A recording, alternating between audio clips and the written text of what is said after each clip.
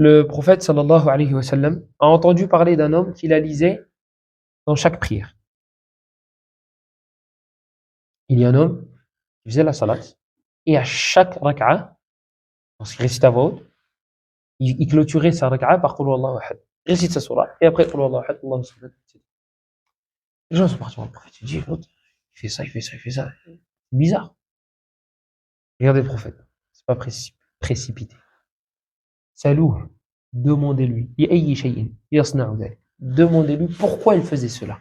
Ils sont partis le voir et lui disent, voilà, tu dis Qul huwallahu ahad. Subhanallah, c'est un réflexe qu'on devrait avoir. Il y a quelque chose de bizarre et quelque chose qui est inhabituel chez tel. Et ce tel-là, c'est pas un idiot, va le voir. Parce que si tu vas voir un genre de la masse, tu lui dis pourquoi tu fais ça? Il dit, bah, c'est comme ça qu'on m'a dit de faire.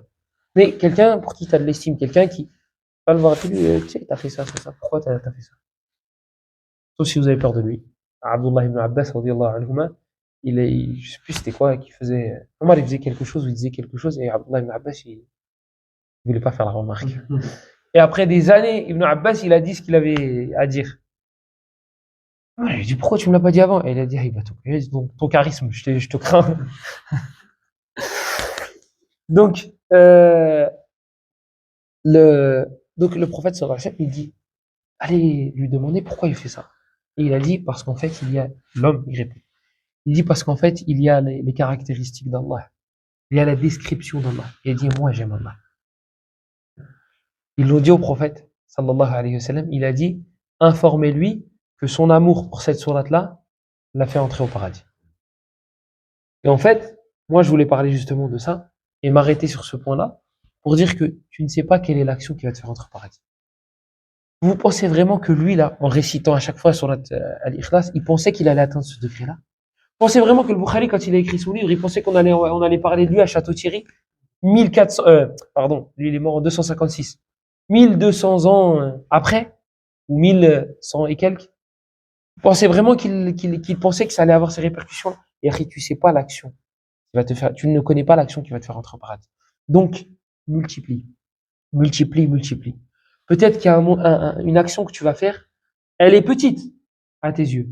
Mais en fait, à ce moment-là, tu avais un degré de foi tellement élevé qu'Allah il va te pardonner tous tes péchés via cela. Tous tes péchés. Il y a un homme, il passait, il a vu quelque chose qui gênait le passage, il l'a enlevé. Allah il lui a pardonné ses péchés, il a fait entrer au paradis.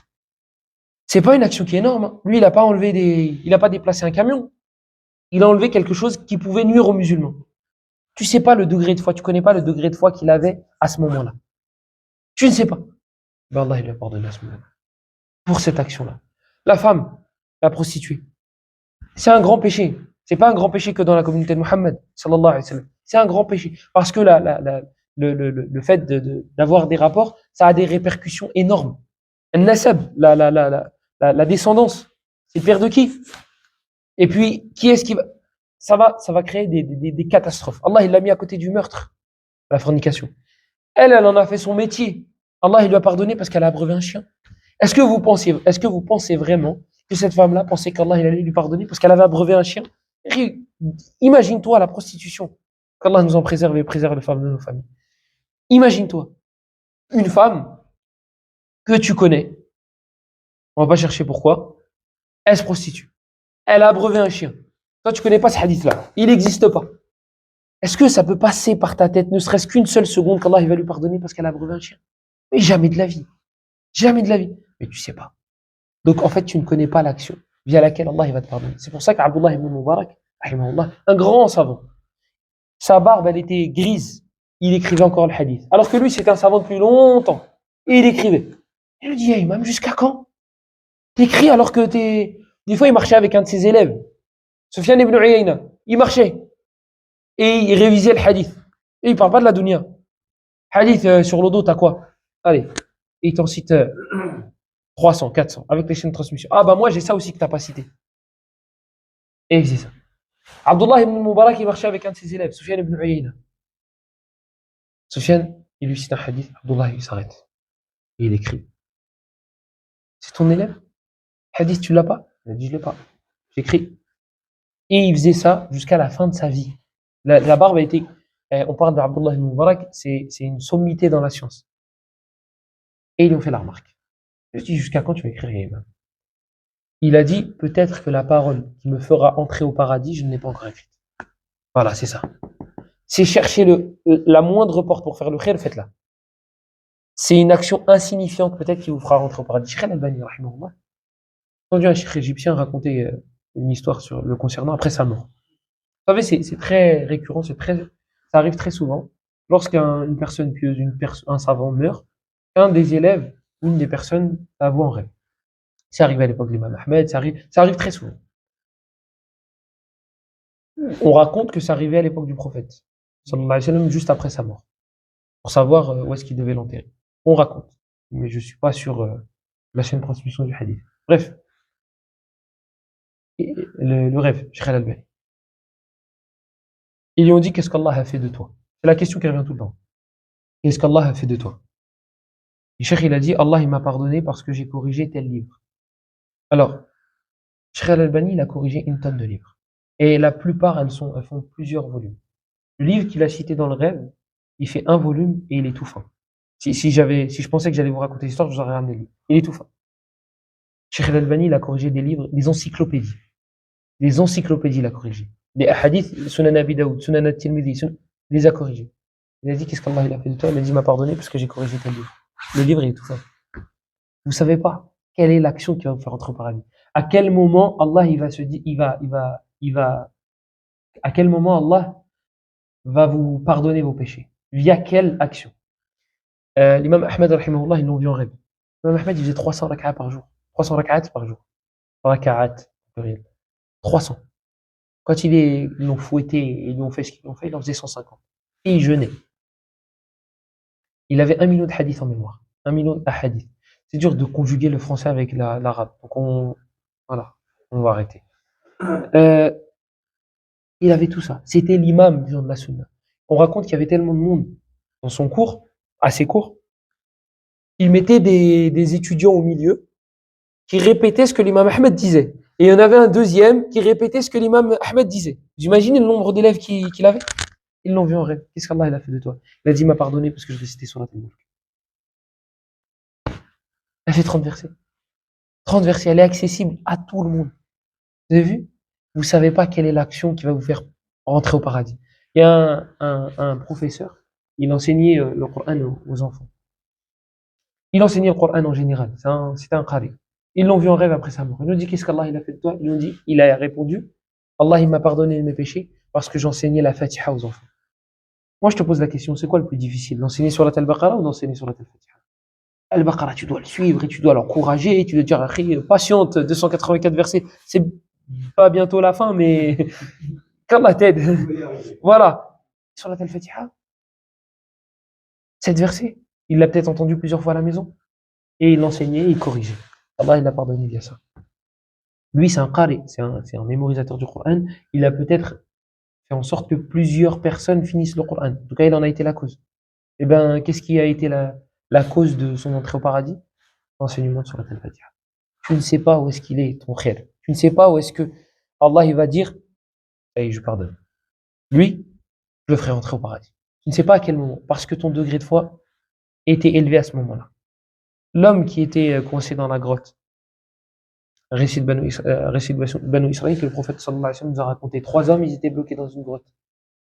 Et il y a eu une personne qui a dit, ne vous sauvera aujourd'hui que vos œuvres pieuses. Ne vous sauvera? Nous sauverons. Sauvera? Ah, c'est les œuvres là. Sauveront. Donc sauveront. Donc en fait, il fallait sauver une œuvre, il fallait, pardon, citer une œuvre qui a été faite pour Allah. Fouillez dans vos mémoires. Sinon, on avait été un des trois là. Qu'est-ce qu'on aurait dit? Une action qui a été faite pour Allah et t'as pas de doute là-dessus. Un des trois, qu'est-ce qu'il a dit? Il a dit, Ya Allah, moi je donnais, lorsque je rentrais du travail, je donnais, je crois que c'était un verre de lait. Allahu alam, je crois que c'était un verre de lait. J'hésite entre verre d'eau et verre de lait, mais 90% c'est un verre de lait. Je donnais, je rentrais, et en fait ma famille m'attendait pour manger ou pour boire. Ils attendaient, bah là, eux, ils vivaient au jour le jour. Hein. Il n'y a pas une semaine en avance, ou là 3 jours, 4 jours, on fait les courses. Ils vivaient au jour le jour.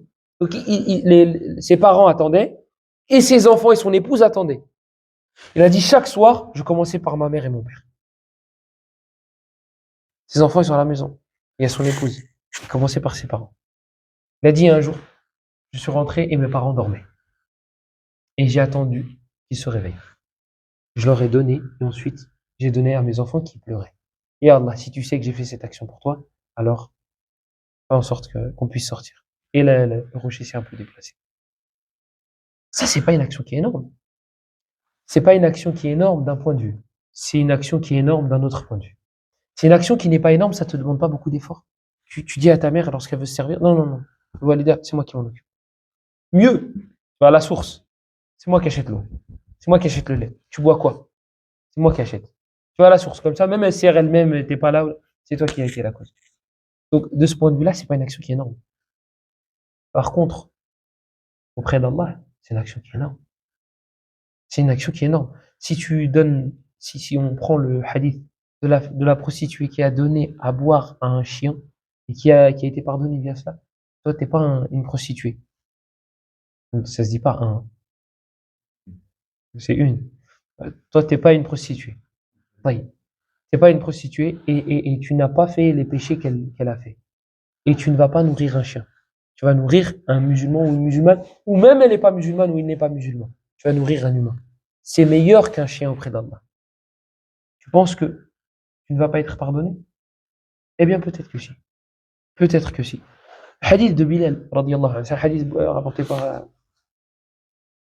il est dans Sunan et il est rapporté par Bouraïda, que le prophète sallallahu alayhi wa sallam a dit à Bilal, il a dit, j'ai entendu tes pas au paradis.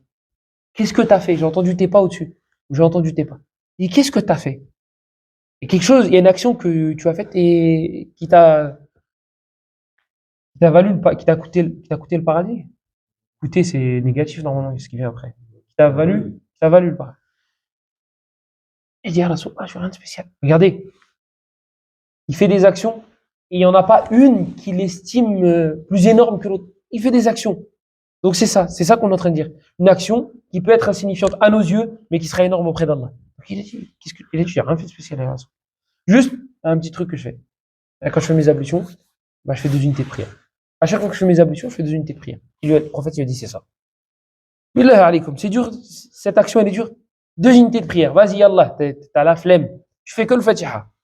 Tu fais que le Fatiha. Mettez un chronomètre. Essayez. Mettez un chronomètre. Wallahi, c'est moins de 5 minutes. C'est moins de 5 minutes. Ce sont des actions qui sont faciles. Mais, soit par ignorance, soit par fainéantise, eh ben, on ne les fait pas. Et le dernier hadith que je vais vous citer, c'est un hadith aussi qui est dans le Bukhari et Muslim. Un homme, il était aisé financièrement et il avait quelqu'un qui travaillait pour lui. Je sais pas si c'était son fils ou bien. Et donc, quand quelqu'un venait emprunter de l'argent, ben, il y avait une date. Il fallait rendre à telle date. Il dit, lorsque la date arrive, là, c'est le patron qui dit ça, entre guillemets. Il dit, lorsque la date arrive et que la personne est en difficulté, ne prends pas en considération. C'est pas grave. Passe au-dessus. Et cette personne-là est morte. Et Allah a dit, ne prenez pas en considération ses péchés. Il lui a pardonné via cela. Il lui a pardonné via cela. Donc vous savez pas quelle est l'action qui va faire en sorte qu'Allah vous pardonne. Et qu'Allah vous pardonne. Que nous, on se met dedans aussi quand même. Nous aussi on veut rentrer au paradis. Donc vous savez pas quelle est l'action via laquelle Allah va nous pardonner. On ne connaît pas l'action, du coup, via laquelle Allah va nous pardonner ou va être satisfait de nous. Imagine, les gens de Badr, qui ont assisté à la bataille de Badr. Bon, ça c'est mort pour nous. Et de l'alhamdulillah, parce qu'on ne sait pas si on aurait tenu.